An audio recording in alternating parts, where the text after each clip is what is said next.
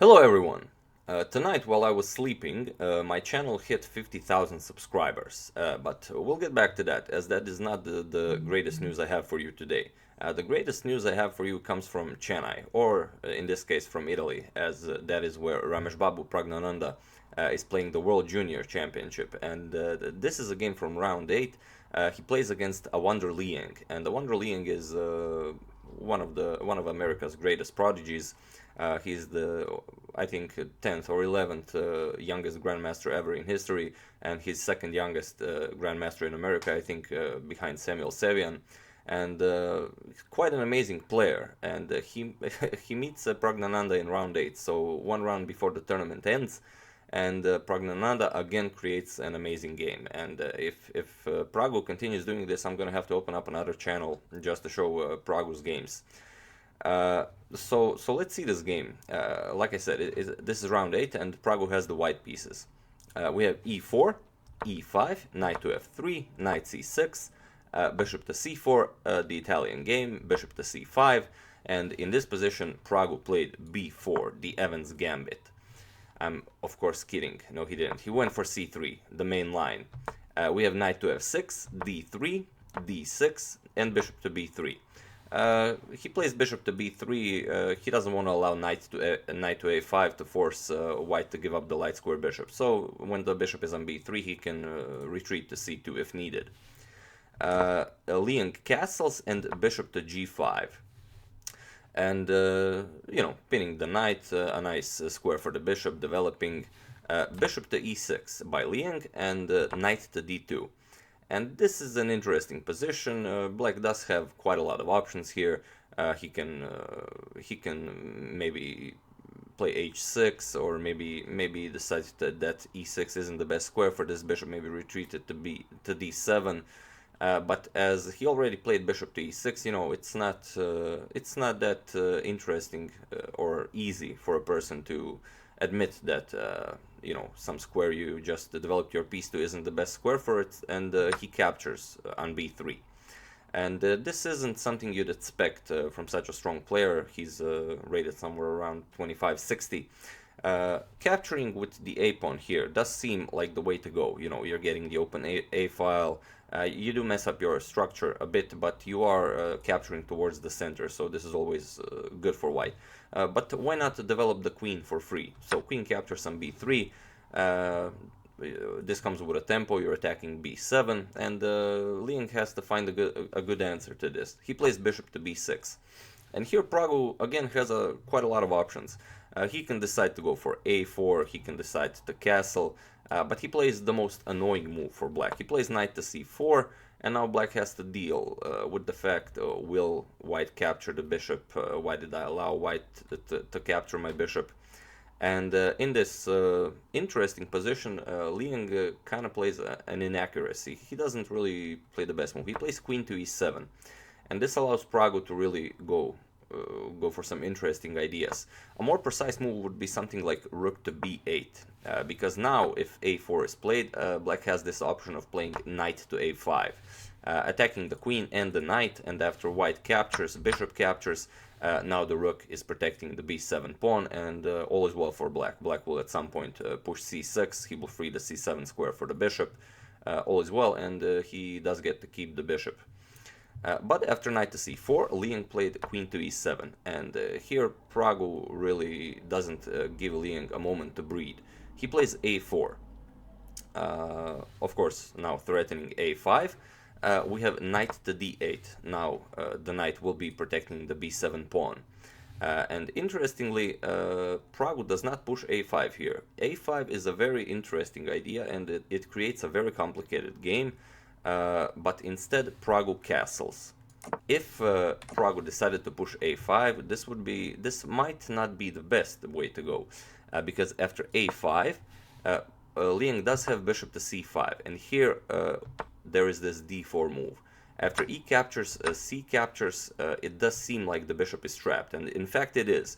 But black does get some counterplay after queen to e4 check, bishop to e3, and now bishop captures on d4.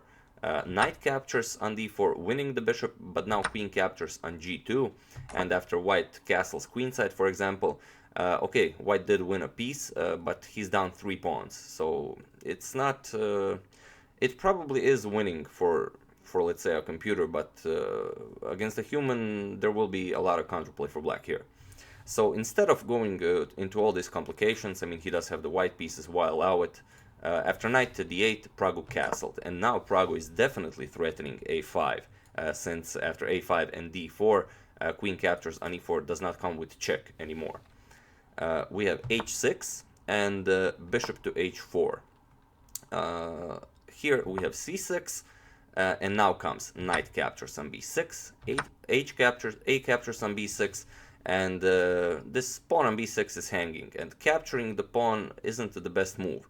Praggu plays bishop captures on f6, because this pawn isn't going anywhere. You can always capture it, but if you capture it immediately, then black does get some counterplay for the pawn. After g5, bishop g3, and for example, knight to e6, this knight is coming to f4, this knight is coming to h5, to threaten the bishop. You know, black would have a decent counterplay here.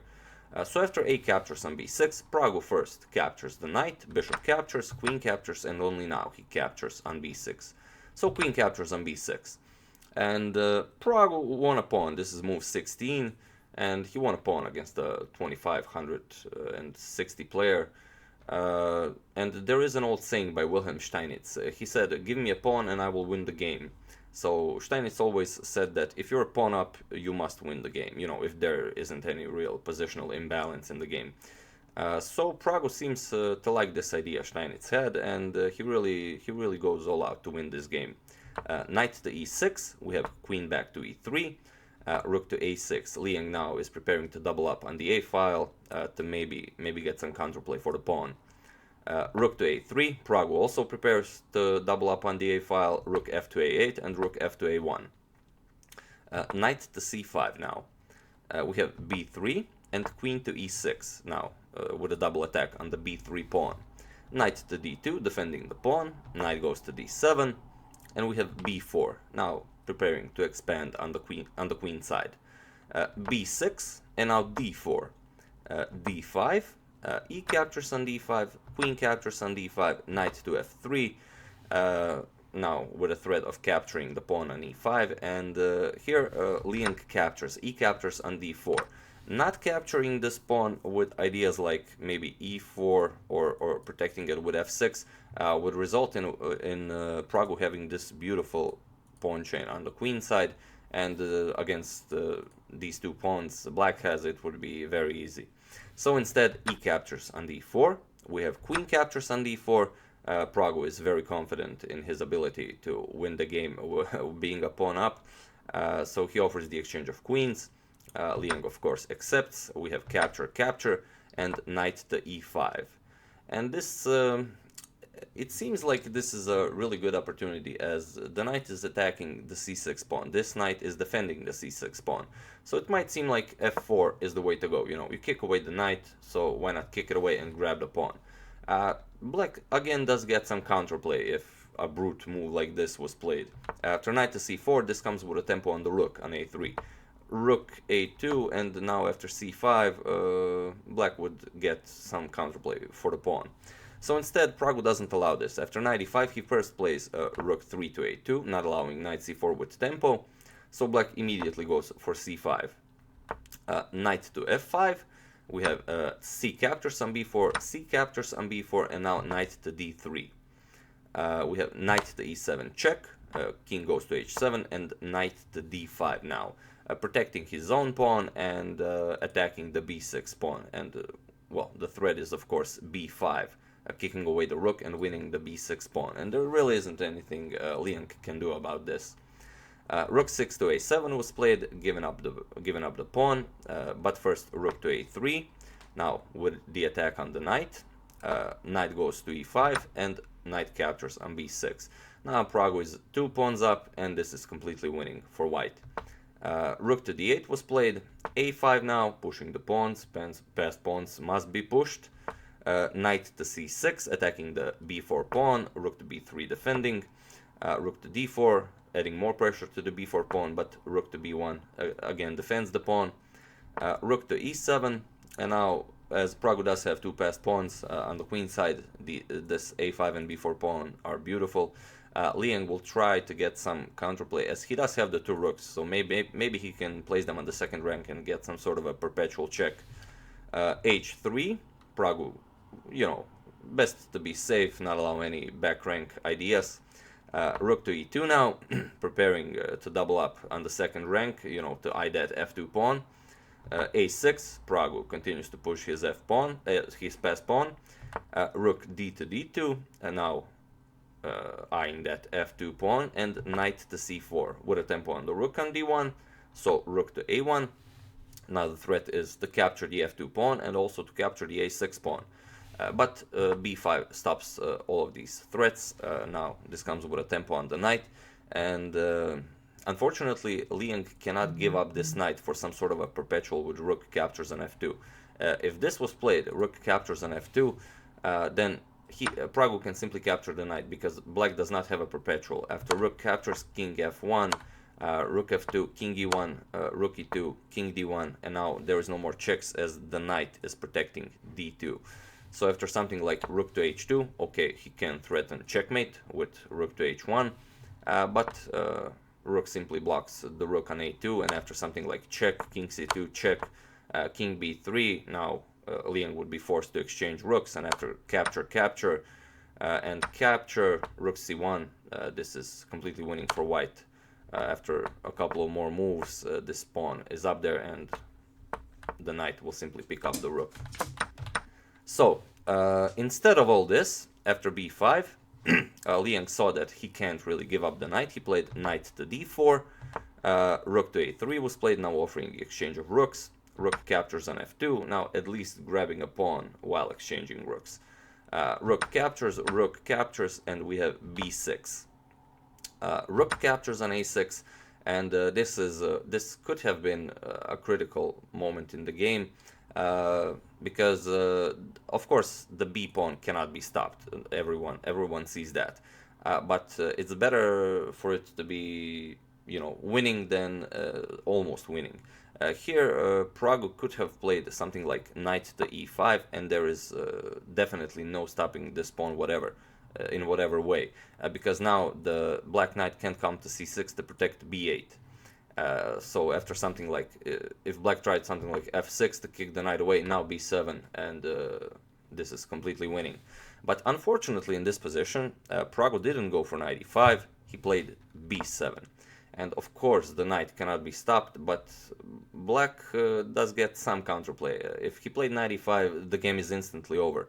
But okay, knight c6, and Prague decides to win a piece. So b8 with queen, knight captures, rook captures, and he does have a knight for a pawn, but still there will take a couple of moves to finish this. Rook to a7, now rook to b6. Prague has to improve the position of this knight to somehow threaten f7 and grab a pawn, and then he will be winning. Rook to e7, king f2, g6, rook to d6, king g7, knight b6, rook a7, king f3, improving the position of the king, rook b8, knight d5, rook b7, knight e3, rook a7. Liang doesn't want to allow the rook, Prague's rook, to come to the 7th rank. Knight c4, rook to e7, rook to d5 now, king f6, rook c5, king back to g7, knight e5, king f6, somewhat repeating moves. King f4, now even more improving the position of the king, rook a7, rook checks, king goes back, and rook c4, not allowing rook a4 check, rook a2, now g4, rook to f2 check, knight f3, rook a2, h4, rook a1, rook b4, rook to c1, rook to d4, rook to a1, rook to d7, rook a4 check, knight d4, rook to a1, now rook to b7, rook to f1, knight to f3, rook to f2, now rook to d7, king to g8, king to e3, rook to f1, knight to e5, and this is definitely the critical moment in the game, as here Liang missed, probably Liang here missed a chance to draw the game. In this position, Liang played rook to h1, What he should have played was rook to e1 with check. Probably both players were already in time trouble. You know, it's you do have a knight for a pawn, but still it's not that easy to win this if black plays correctly. But after rook to e1 check, and after something like king to f4, you have g5 check. And after h captures. Now, if you capture the pawn, you lose the knight on d5. For example, captures f6. Sorry, you lose the knight on e5 with rook captures, and this is very, very unfortunate. And even if you don't capture, if you play something like f5, rook to f1 check, again, if you go back, then rook e1 again. If you capture, now f6 is a threat, checking the king, and this is a draw, unfortunately. And if rook to e1 check, you don't go king f4. For example, if you play king to d4, then you get f6, and after something like rook checks, king g7, knight here. After rook to g1, the rook will gobble up these pawns, and with three connected pawns black has, it will be extremely hard, if even possible, to win this with white. So after knight e5, Liang missed rook e1, and he played rook to h1. So because of Praggo missed that knight e5 move to win the game immediately, he allowed a strong grandmaster like a Wonder Liang to get away, maybe with a draw. But fortunately for Praggo, Liang missed it. He played rook to h1, and now it's definitely winning for Praggo. He played knight captures on f7, rook captures on h4, knight to e5, now protecting the pawn, g5, king to e4, now h5, and he did manage to get rid of all of white's pawns, but king f5, h captures on g5, and now king g6. And there are no more chances for black here. Whatever black plays, with best defense and with some silly moves, it's checkmate in 6 moves. He tried king f8, not allowing rook to d8 checkmate, but after knight c6, Wonder Liang resigned the game, and this is move 79. Even though Praggo could have won the game like 30 moves ago, or maybe even 35. I don't know which move was that. Knight to e5 again. But now the knight is guarding e7. King d8 isn't really helping, since rook to d8 is checkmate. The knight is now covering e7, king is covering f7, and there is no move Liang can play in this position. So a wonderful game, and a wonderful idea how Praggo got it all in there. You know, that knight to c4 threatening the bishop on b6, and Liang just played that small inaccuracy, queen to e7, and Praggo was immediately all over the board. So yeah, Praggo finally won his first Grandmaster norm, and well, regardless of the norms, I think you have to have like over a 2600 rating performance to get a GM norm. Praggo's performance in this tournament is somewhere around 2740, so quite crazy. He's after round 8 he has 6.5 points out of 8, so quite an amazing result. And yeah, if he wins the next game, he's playing against Tari, Grandmaster Tari something. I can't remember the surname. A Grandmaster from Norway, rated 2580. And if he wins that game, he becomes the youngest Grandmaster in chess history, and not only that, the youngest World Junior Champion in chess history. But you know, as usual, no pressure.